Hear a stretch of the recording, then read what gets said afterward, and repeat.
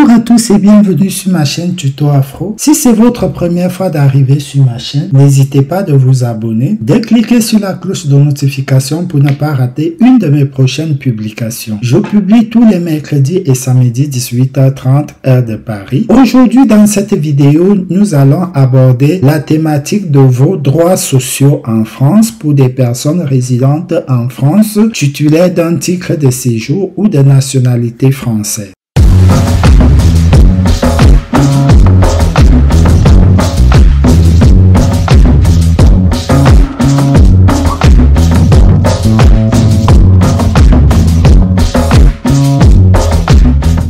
Vous allez venir sur ce site mesdroitssociaux.gouv.fr. Je vous mettrai les liens en description de cette vidéo. Ce site vous permet de connaître tous vos droits dont vous avez lorsque vous vivez en France. Comme vous voyez là, l'indemnité inflation, vous pouvez la faire en ligne ici. Moi, je l'ai eu en 2022, en janvier. J'étais intérimaire à ADECO et ADECO m'avait versé cette allocation-là, dans cette prime d'inflation. Donc vous voyez là, automatiquement j'ai ma réponse à la demande. Donc si vous n'avez pas encore fait cette demande, comment accéder à ce site là? Quand vous êtes titulaire d'un titre de séjour, il faut d'abord vous inscrire sur ce site là, soit avec votre numéro de sécurité sociale, soit avec votre numéro fiscal. Vous pouvez aussi vous connecter avec votre compte de la poste. Je vous mets les liens de la vidéo où je vous montre comment créer son compte des identifiants de la poste pour pouvoir vous connecter sur tous les services sociaux. Une fois que vous avez ce compte-là, à partir de votre numéro de sécurité sociale ou votre numéro fiscal, ce site du gouvernement a toutes les informations de vos salaires, toutes les informations. C'est donc à partir de ce site-ci que vous pourriez donc faire des simulations de connaître vos droits et tout le reste.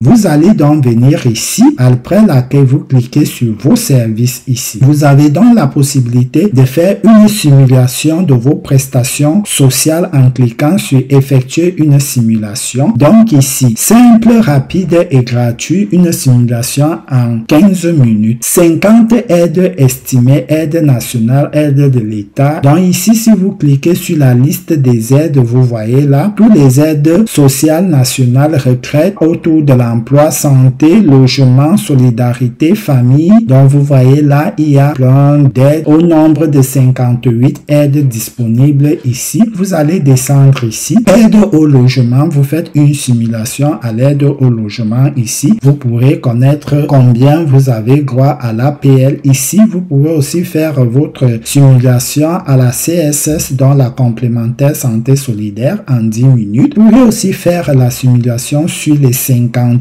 aides qui sont disponibles sur le site. Il suffit juste de cliquer sur simuler toutes les prestations. Le site va s'ouvrir. Automatiquement, ils auront vos informations personnelles. Il y aura votre nom, date de naissance, vu que vous vous êtes inscrit sur le site avec votre numéro de sécurité sociale ou numéro fiscal. Donc, tout est synchronisé. Arrivé ici, vous allez remplir. Si vous êtes célibataire, vous allez ajouter des personnes à votre charge, ainsi de suite, et vous cliquez sur suivant.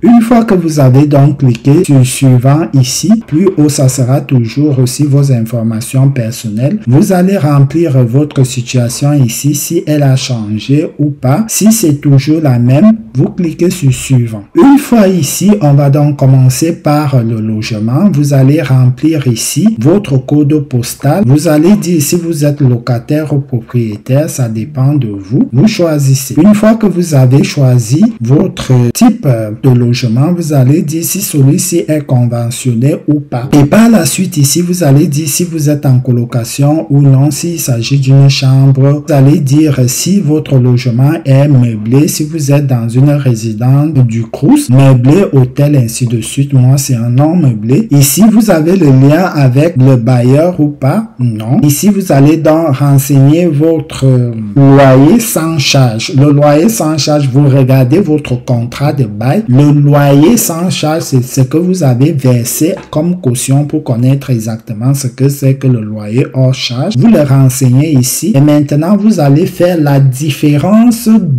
du prix de votre caution au prix que vous payez la maison chaque mois. Vous allez trouver votre charge locative. Je prends ceci et je mets 95 € de charge locative. Une fois que vous avez renseigné cela, vous cliquez sur suivant. Arrivé à ce niveau-là, on vous demandera donc votre revenu fiscal de référence de 2020 du foyer sur vos revenus de